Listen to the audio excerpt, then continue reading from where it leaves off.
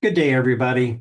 I hope that this podcast finds you well and enjoying yourself wherever you may be listening or watching me. I'm John Morrow. This is Resolve to Live Forward. Resolve to Live Forward. There's a lot wrapped up in that, and this is my third year of doing this podcast. And I'm so thankful for the opportunity to do it, realizing that there are so many podcasts out there. But I'm not interested in getting all of those podcast listeners and viewers to come over and follow me.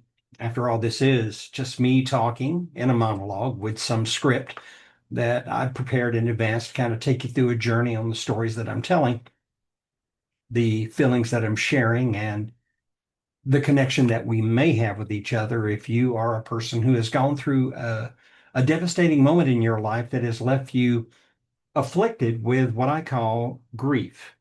Grief is often associated with death, but it doesn't have to be just death. I want to be sure you understand that grieving is something we go through throughout the course of our lives through different events that take place. And I can think, if I sit down and just were to ponder my history on this earth, I can think of events that left me grief stricken. Now, was it cathartic and, literally devastating to the point that I wondered if I even wanted to move or live forward and continue the journey of living? Actually, no. There were just situations that left me broken, left me heartbroken, or perhaps left me physically damaged, emotionally damaged, all kinds of things like that. So this podcast does touch on that, but it also touches on my personal journey that has to do with grieving. Grieving that occurred, for those of you that have been following me, coming up this June 2nd with the seventh anniversary of having watched my wife die. It was a total unexpected surprise, but it was also instantaneous. It was sudden. It was quick. There might be a mercy component contained within that. I want to be honest with you.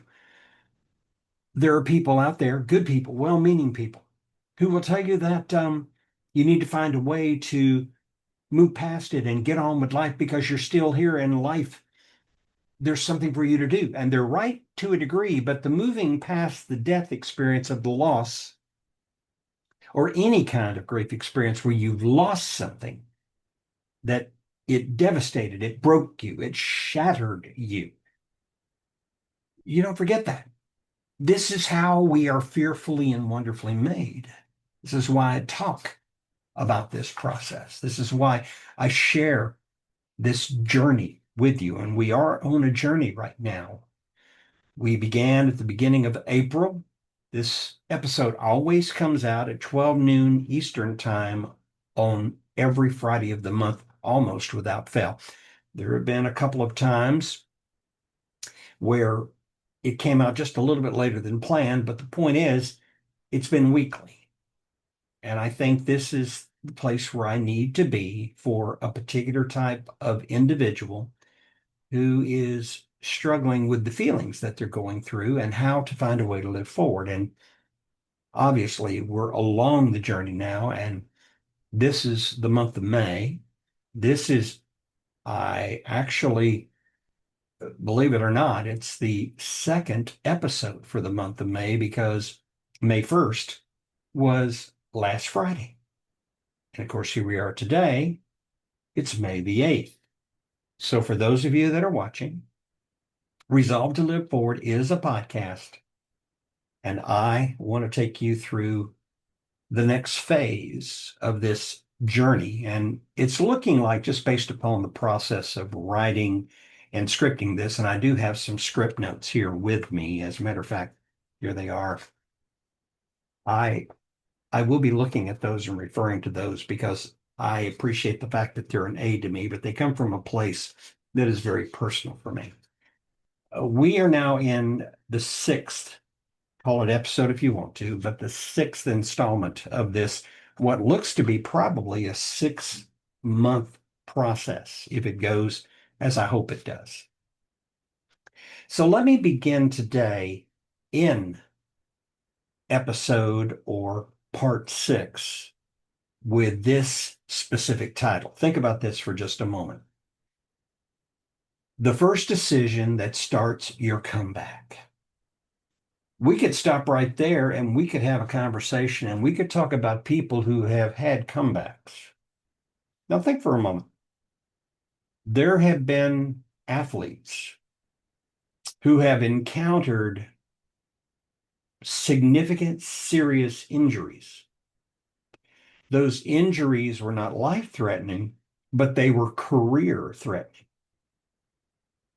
But they powered through it, and whatever process of medical recovery that was involved, including the intervention of doctors, surgeons, and other forms of treatment, and then a rehabilitative process to regain functionality. I often think of the baseball players that have had Tommy John surgery. Some of you may not be familiar with the name Tommy John. Google it. There is actually a baseball player who was a pitcher, and pitchers get these types of injuries, and they occur through repetitive stress, just like someone working at a keyboard all the time, keystroking, can develop a repetitive stress problem called carpal tunnel syndrome. Tommy John surgery could be the solution, or it might just render the fact that they'll never be the same again. Therefore, they won't be throwing pitches anymore. But there have been baseball players throughout the course of history who have come back from such surgery and have made it to the Hall of Fame. Not everybody recovers to the point where they can return to the game that they love, to the job that they love, to the relationship that they love, to the opportunity that they love. There's all kinds of things that happen. Physical, emotional, financial, spiritual. They're all there. So you have to make a decision, and that decision has to do with your comeback. But making the decision is what starts the comeback. And there needs to be a caveat here, and I want to share it with you at the very, very beginning from my perspective. As I told you, this coming June 2nd, 7 years since my wife died. The comeback process, the moving forward process, the living forward process, the making the decision to live forward process has been intentional, but it has taken a lot of hard work. And the one thing that has been a constant is that the heartbreak that was associated with the death of this incredible woman is still very raw.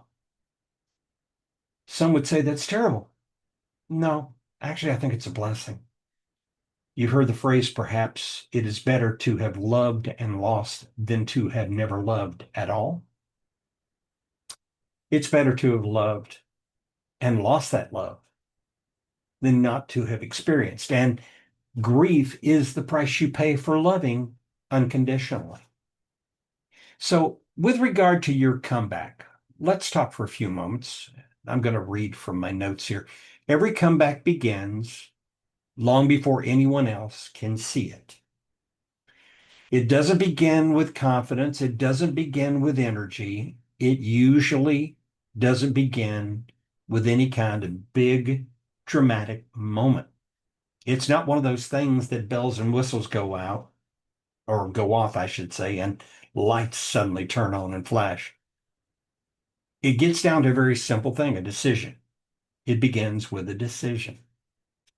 This is a decision that is very quiet, very personal, and is internal, but intentional. Here's the decision. I choose to live. But if I stay where I'm at right now, I won't be able to live much longer because I'll be just simply curled up waiting to die. And I can't live like that. So I need to make a decision. This is where you do the human thing and you decide after loss, after heartbreak, after the emotional exhaustion, you have to have movement. And that moment that you realize you need moment or movement is when you realize something very important. Nobody is going to come and rescue you. There will be people there that will guide you. There'll be people there that will talk you through it. There will be people there who will help you see some of the components of things that you can tap into that can help you. I can remember when Donna died that I found out sometime afterwards. I don't remember exactly when, but I think it was during the holiday season of 2019. She died on June 2nd of 2019. That I was introduced to Grief Share, which is a faith-based organization that focuses on helping people to understand the grieving process, but it's through a sharing process where you meet with other grievers and you find a community of people who understand what this kind of loss is and what it does to you as far as your emotions are concerned.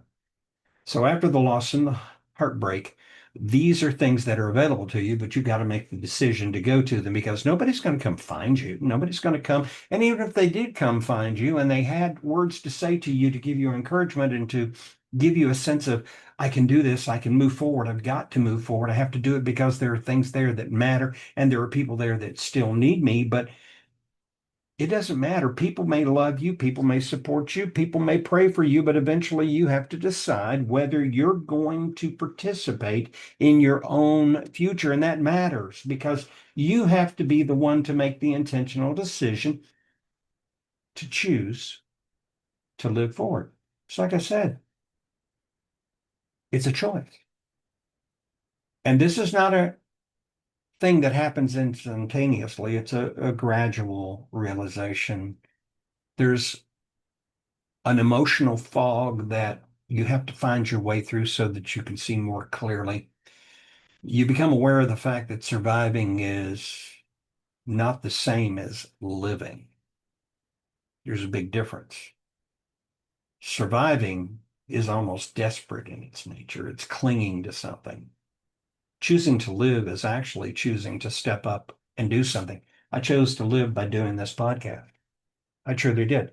Part of the living process is choosing to do this podcast for folks like you. I understood something that when I made that choice, I had to begin to understand the importance of why choices mean something. The first decision that one has to make is not about success, but about simply being willing to do it. You don't know exactly how to rebuild your life when you first get started. You just have to become willing to try to rebuild your life and move forward. So that's the first insight that I have to share with you. And that even includes whenever you, for example, lose a job that you love, or you have a bankruptcy in your life, or you go through a divorce, and so many other things that create tragedy in your life and brokenness and devastation, and that feeling like, what's the purpose? Why keep trying? Why keep going? Comebacks are built privately before they become public. It's a very personal thing. There's not going to be anybody that's going to be applauding you in this early stage of your life after this grieving experience. The most important work will happen behind the scenes, quietly, within the four walls of the place that you call your home or wherever it is that you reside. And you may even have people around you. And yet, it's a very personal thing. It sometimes comes in the middle of the night when you suddenly wake up and you're laying there in bed and tears are flowing down your face. You've got to make the decision. And it's that time of quietness where the important work begins. The third insight is that your future begins with the time that you finally quit making excuses and begin to make choices that are very intentional and proactive. In doing that, the excuses lose their power completely. Now, please understand as I say this, pain is real. Emotional pain is sometimes completely indescribable. The loss is very real. But eventually, if you want a different kind of future, you must stop giving permanent authority to what is something that can be minimized and can be made temporary. So, what does the first decision actually look like? Well, number one, you decide that staying stuck is no longer acceptable. Being stuck means you're spinning your wheels, you're going through the motions, or you're looking for something, but you can't find it, and you're grasping at things or groping around in that fog. But the truth of the matter is, getting unstuck is simply changing your mindset, creating a shift. And the shift gets you traction. It gets you out of the muck and onto a dry path where you can begin to walk towards an objective.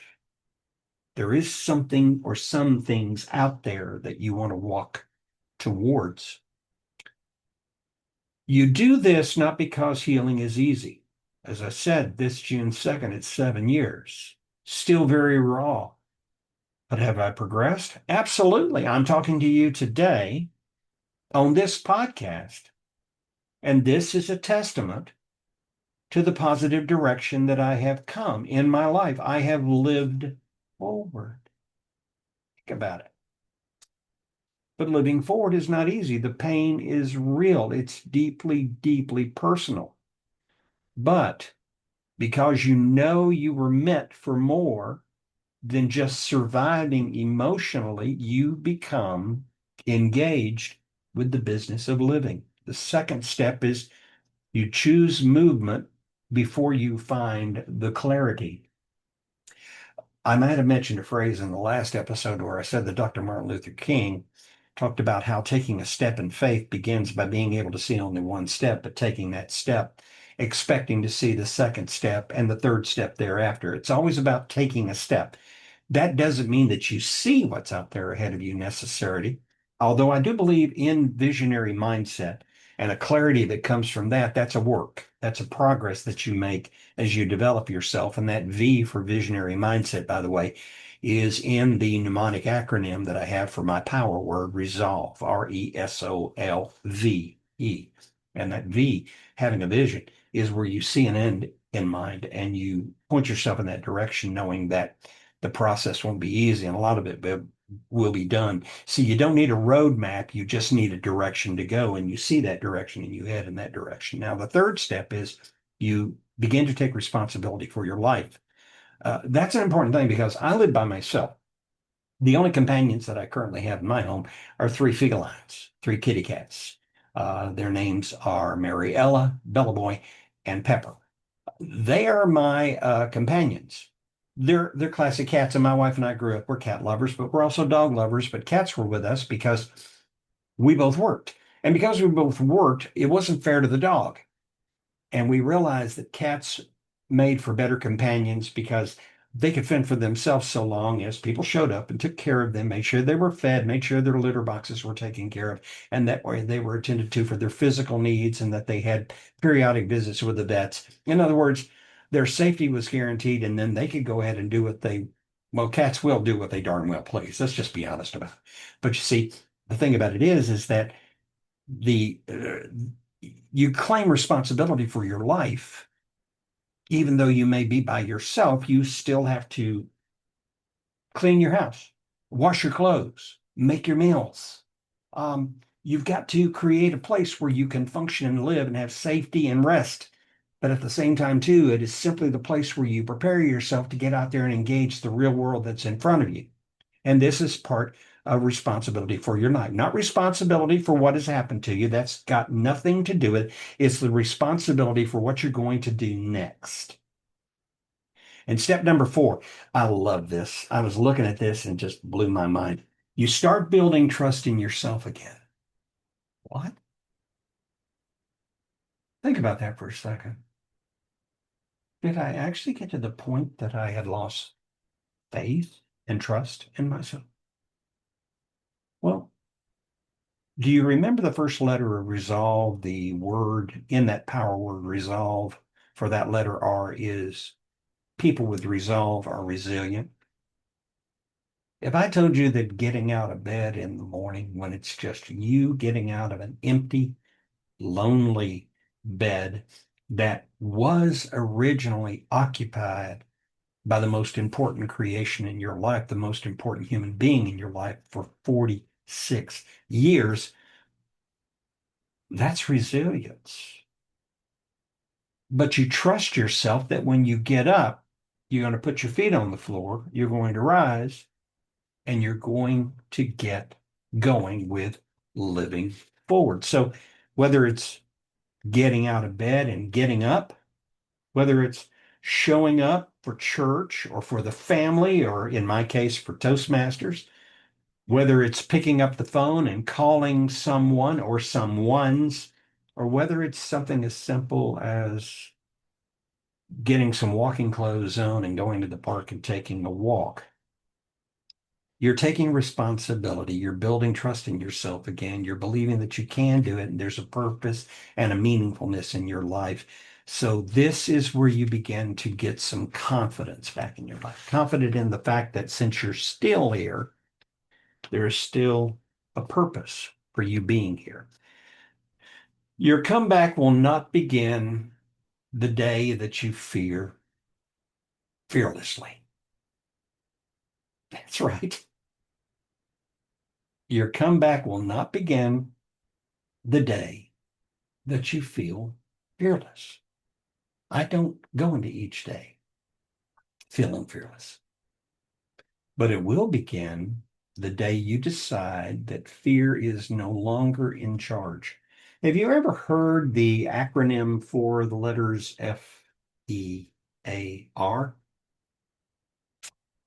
Um, I think it's interpreted as facts or some type of evidence appearing real, but it's false evidence. False evidence appearing real. Flesh it out. False factors that are made to appear real, but they're not. In a book called Live in the Now, it talks about how you occupy the moment and you live in the moment. But we borrow trouble from the time that's ahead of us, whether it's later today or if it's tomorrow or next week or next month. We borrow that trouble.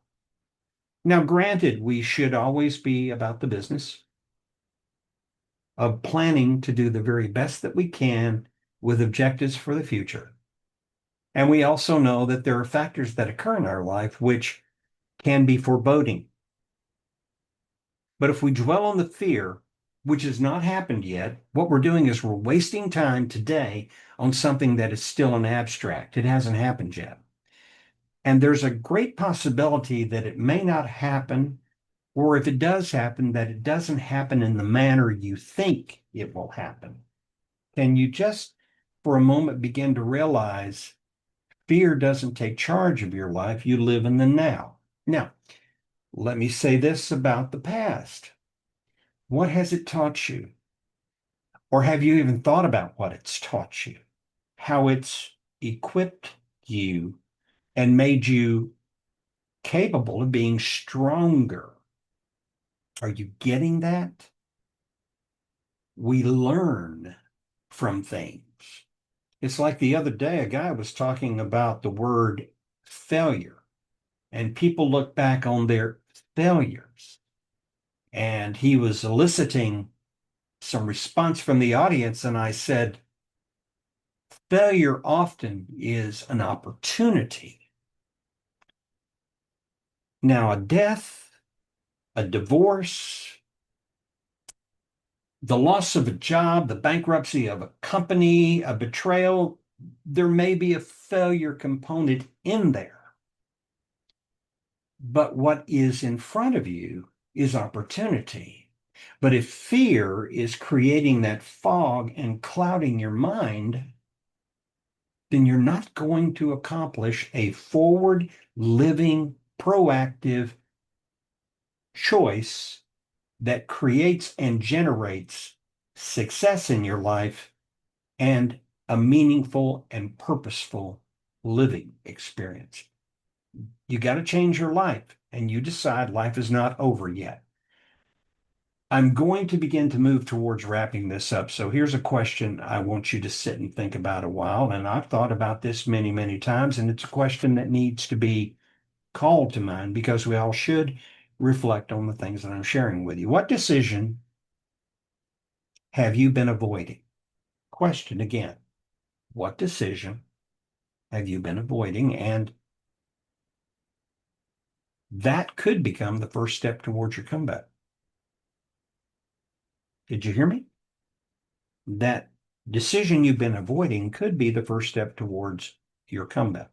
The first step towards you moving away from this brokenness, this darkness, this almost immobilizing trauma of grieving, and begin the process of realizing, go stand in front of a mirror. Go stand in front of the mirror. See, I look at myself here on the screen and I'm seeing myself. It's like looking at a mirror. I'm here. Do I have hundreds and hundreds of listeners and people watching me on YouTube? No. And I may never. I'm not really looking to punch that ticket. I'm simply looking for a place to put this out here to people who are part of a community of the broken. And that brokenness is not just about the death of someone you love or something that you love dearly. I'm speaking there to those of us who have had to watch our beloved pets pass away. So many things about life that just hurt us. It just so happens that grieving in the death of someone we love desperately is perhaps the most devastating, the most cathartic, the most shattering. Do I have the answers? No. I have some examples of things that have helped me. Finding a power word with the help of my wife back in 2017, and I didn't know that that power word would have that much meaning to me at this time in my life. But when we found that word, we had a specific objective we were trying to accomplish, and that was to live each and every single day in the best possible way by committing to and following through on the things that we dedicated ourselves to accomplish. Resolve became the power word. We had a definite, firm plan of action. We found through the 7 letters, RESOLVE, 7 behaviors. When Donna died in 2019 and I emerged out of that darkness and began the recovery process of dealing with my grief and the emotional destructiveness of that experience, I went back to my power word, but I went even more towards the behaviors that are embodied in those 7 letters. And this is what I'm going to conclude this specific session with. People who have a definite, firm plan of action, but particularly those of us who are trying to drive forward and take each step in faith, one at a time, knowing that we're taking a step when we don't have full clarity, but we're working on it. People with resolve are for resilience. They engage life. They seek to serve. They find a way to organize and have structure. They learn and learn and learn more. They do have a vision of what they want to become and what matters to them for the people that they care for and love. And they find a way to tap into enthusiasm by doing things that create enthusiasm, but sometimes even willing themselves to be enthusiastic, because you see, those 7 behaviors in those letters are best practices. And in this journey that you're on, if you're listening or watching, having a pattern of behaviors that you choose to intentionally do each and every single day that create momentum, you can become a better version of yourself, and you can live forward. Time to conclude. Resolve to Live Forward, the podcast, heard on Spotify, the Apple Store, as well as other podcast platforms. I have a YouTube channel, Resolve to Live Forward. I also have Facebook and LinkedIn. And if you want to reach out to me, my Gmail is johnmorrowcoaching@gmail.com, johnmorrowcoaching@gmail.com. Thank you for the opportunity to join you. The seventh installment of this progressive story, as we are putting it together, will occur by the grace of God 1 week from today. Episodes of this podcast are launched every Friday at 12 noon on those podcast platforms. Thank you for joining me. This is John Morrow saying thank you for being here with me today, for taking the time to pause and to listen to me and to join me in this process. I hope to hear from you. Until next time, remember, choose always intentionally to live forward.